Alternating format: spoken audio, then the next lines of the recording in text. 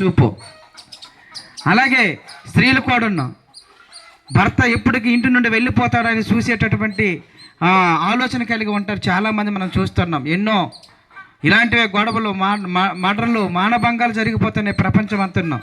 ఇదంతా పాపమే, దేవుడికి నచ్చదు. దేవుడు నీతిమంతుడు, యథార్థవంతుడు, పరిశుద్ధుడు కనుక ఇవేవి దేవునికి నచ్చవు.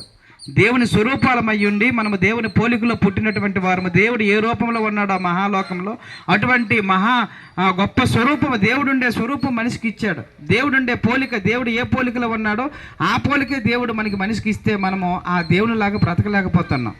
చిన్నప్పుడు చాలా చక్కగా బ్రతుకుతున్నాం, రాను రాను పెద్ద అవుతున్న కొలిది మనము చేస్తున్నటువంటి ఆలోచన పనులు బట్టి మనం పాపంలోనికి వెళ్ళిపోయాం. నేనేం పాపం చేశాను, నేనేం దొంగతనం చేశాను అని అనొచ్చు.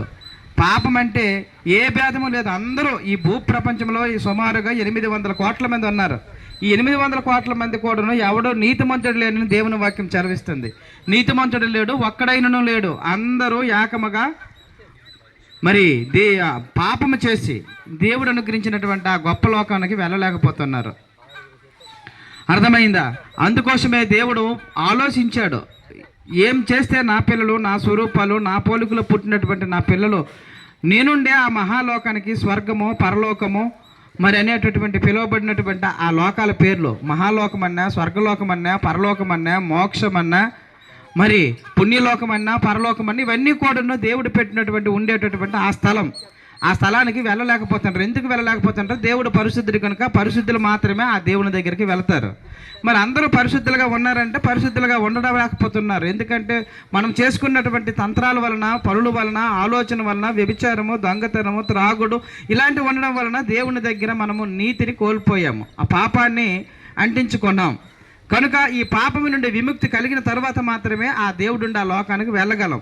మరి పాపం పోవాలంటే ఎవరి వలన అవుతుంది అంటే ఎవరి వలన అవ్వదు. ఎందుకంటే మనం వంటుకున్నటువంటి మురుగు పోవాలంటే ఏదైనా సబ్బుతో మనం స్నానం చేస్తే మురుగు పోవచ్చు. అలాగే బట్టకు పట్టిన మురికి ఏదైనా సర్పకొండ వేస్తే సర్పకొండతో బట్టలు సబ్బుతో ఉతికితే ఆ మురికి పోవచ్చు. మనిషికి పట్టిన మురికి పోవాలంటే మనుషుల వలన కాదు, సబ్బు వలన కాదు. నిజంగా ఎవరి వలన కలుగుతుందంటే మలినము లేనటువంటి నీతిమంతుడు ఉండాలి, పరిశుద్ధుడు.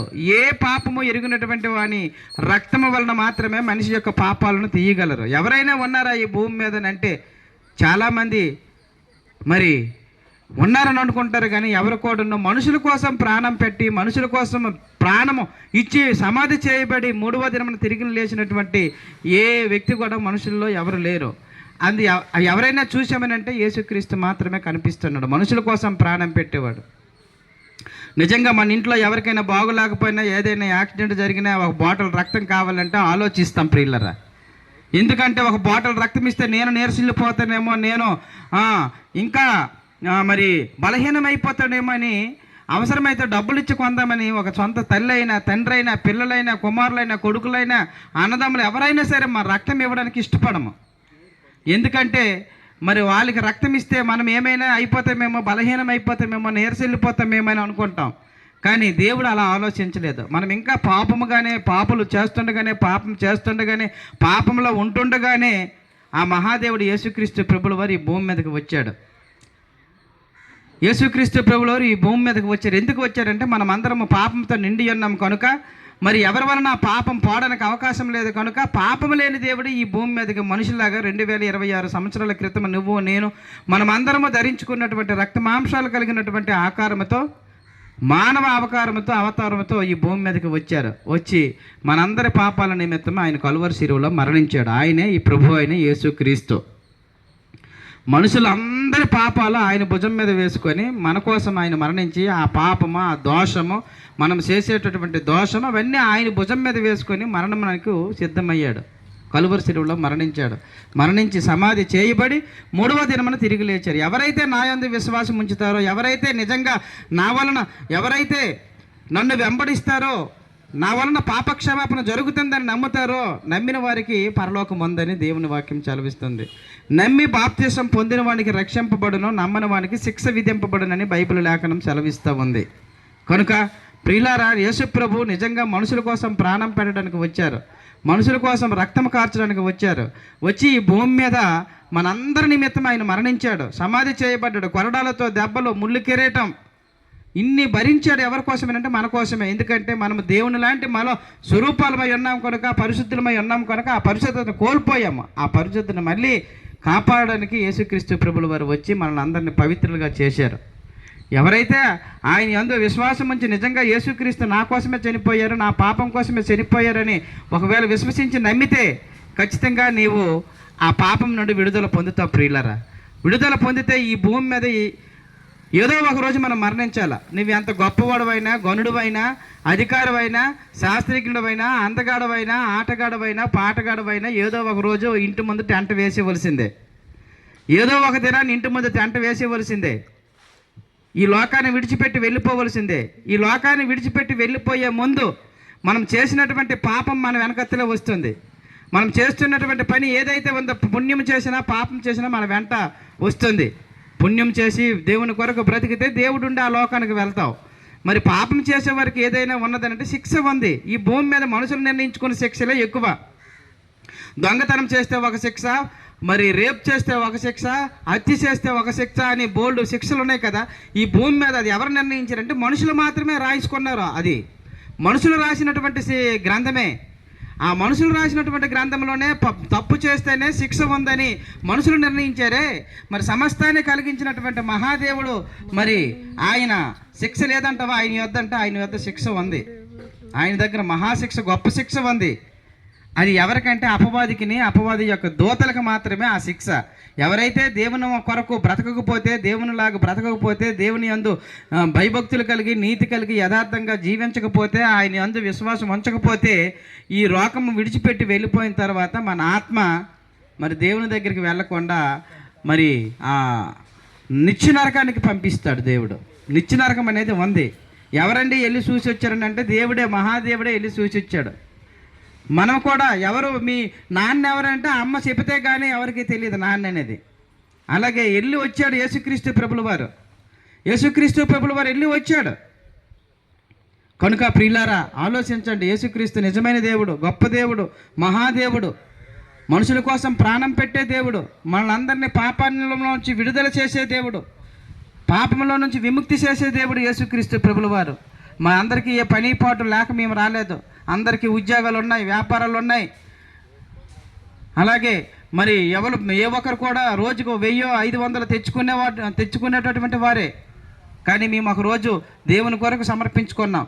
మా పనులు మానుకున్నాం, మా ఉద్యోగాలు, మా వ్యాపారాలు మానుకొని మేము దేవుని కొరకు వచ్చామనంటే మా కోసం కాదు, కానీ దేవుని పిల్లలైనటువంటి మనం అందరము ఈ లోకాన్ని విడిచిపెట్టి వెళ్ళిపోయిన తర్వాత ఆ మహాలోకానికి చేరాలి. ఆ చేరితే అక్కడికి చేరాలన్నదే దేవుని యొక్క ఆశ. అందుకోసమే ఆయన మరి నెమ్మది కలిగి ఉన్నాడు. ఏ ఒక్కరు నశించి నరకానికి వెళ్ళిపోవడం ఎంత మాత్రం ఇష్టం లేదు కనుక ఆయన శాంతం, దీర్ఘశాంతం వహిస్తున్నాడు. కనుక మరి మనం అందరం కూడా ఆ మహాలోకానికి చేరాలంటే ఈ భూమి మీద యేసుక్రీస్తుని దేవుడిగా అంగీకరించాలి. పాపాన్ని క్షమించే దేవుడిగా అంగీకరించాలి. అంగీకరిస్తే ఖచ్చితంగా మనం ఆ మహాలోకానికి చేరుతాం. ఒకవేళ మాకు అక్కర్లేదు, యేసుప్రభు మాకు అవసరం లేదు, మాకు ఉండవలసినవి మాకు ఉన్నాయి, మేము ఏదైనా మేము మా మందు మానము, సిగరెట్ మానము, లేకపోతే వ్యభిచారం మానము, దొంగతనం మానము, అబద్ధపు మాటలు, బూతు మాటలు మేమేవి మానమనంటే దానికి ఎవరు అడ్డు చెప్పరు. కానీ ఏదో ఒక దినాన్ని ఈ లోకాన్ని విడిచిపెట్టి వెళ్ళిపోవాలి. శరీరం మట్టిలోనికి వెళ్ళిపోతుంది. మనలో ఉన్నటువంటి శక్తి కలిగినటువంటి ఆత్మ దేవుడిచ్చింది కనుక దేవుని దగ్గరికి చేరాలి. అది చేరాలంటే ఇక్కడ ఈ భూమి మీద మనం యేసుక్రీస్తుని అంగీకరించాలి. ఎందుకంటే యేసుక్రీస్తుని ఐటైటికి ఎందుకు అంగీకరించాలని అంటే ఆయన మనుషుల కోసం ప్రాణం పెట్టాడు, మనుషుల కోసం రక్తం కార్చాడు. చివరి ఆఖరి రక్తపు బొట్టు వరకు ఆయన ప్రాణం విడిచాడు. ఎవరి కోసం అంటే నువ్వు నేను మనం అందరం చేసినటువంటి పాపము నిమిత్తం ఆయన మరణించాడు. అలాగే ఎవరైనా మనుషుల కోసం ప్రాణం పెట్టి మరణించిన వారు ఎవరైనా ఉన్నారని భూమి మీద వెతికితే ఎవరో మనుషుల కోసం ప్రాణం పెట్టేవారు, ఎవరో మనుషుల కోసం ప్రాణం తీసేవాళ్ళు ఉన్నారు. యేసుక్రీస్తు మాత్రమే మనుషుల్ని రక్షించడానికి, పాపం నుండి విడుదల ఇవ్వడానికి, పాపం నుండి విమోచించడానికి, ఆ మహాలోకానికి తీసుకువెళ్ళడానికి, పరలోకం ఆ పుణ్యలోకానికి తీసుకువెళ్ళడానికి మాత్రం యేసుక్రీస్తు మాత్రమే ఈ భూమి మీదకి వచ్చారు. ఆయనే నిజమైన దేవుడు, ఆయనే పవిత్రుడు. అందుకోసం అన్నాడు, నాలో పాపం ఉందని మీలో ఎవరైనా నిరూపించగలరని సవాలు విసిరినటువంటి ఏకైక దేవుడు యేసుక్రీస్తు ప్రభుల వారు. ఆయనలో పాపం లేదు, ఆయనలో పాపం ఎంత మాత్రమూ లేదు. కనుక ఆ పాపం లేని దేవుని దగ్గరికి వస్తే మనము కూడా పాపం లేని వారిగా ఉంటాం ఆయన రక్తంలో కడగబడితే. కనుక నమ్మి బాప్తిసం పొందితే రక్షింపబడతావు ప్రజలారా. నమ్మకపోతే శిక్ష అనేది ఉంది, శిక్ష ఉంది. ఆ శిక్ష నుండి తప్పించడానికి యేసుక్రీస్తు ప్రభుల వారి ఈ భూమి మీద మమ్మల్ని పంపించారు మీ గ్రామానికి ప్రియులారా. అందుకోసమే నేనే మార్గము, నేనే సత్యము, నేనే జీవమునై ఉన్నాను, నా ద్వారా తప్ప మహాలోకానికి రావడానికి అవకాశం లేదని చెప్పారు. నా యొద్దకు వచ్చిన వారికి నేను ఎంత మాత్రమో త్రోసివేయనని చెప్పాడు. ఆయన దగ్గరికి వెళ్తే త్రోసివేసే దేవుడు కాదు. పాప భారం మోసుచున్న సమస్త జనులారా నా యొద్దకు రండి, మీకు నేను విశ్రాంతినిస్తాను అన్నాడు. ఈ భూమి మీద మనకి ఏం విశ్రాంతి ఉంది? ఆ మహాలోకంలోని విశ్రాంతి ఉంది. ఆ విశ్రాంతి కొరకు